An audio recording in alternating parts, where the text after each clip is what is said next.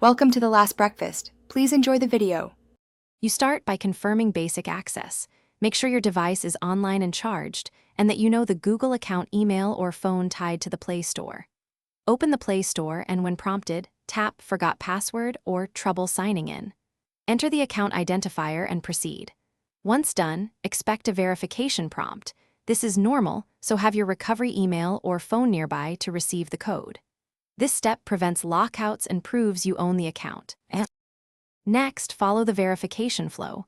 Choose the recovery method, email, SMS, or authenticator app, and request the code. You should receive a short numeric or alphanumeric code. Enter it exactly. If two-step verification is enabled, follow those extra prompts. Make sure you approve sign-in on any trusted device if asked. Once verified, you will be prompted to create a new password. Pick a unique, strong password, and save it in a password manager to avoid future resets. Finally, sign back into the Play Store with your new password and check that your apps and purchases sync correctly. This confirms success. If you don't receive a code, make sure messages aren't in spam, check Signal, and wait 10 to 15 minutes before retrying. If recovery options are exhausted, use the Google Account Recovery Form or support.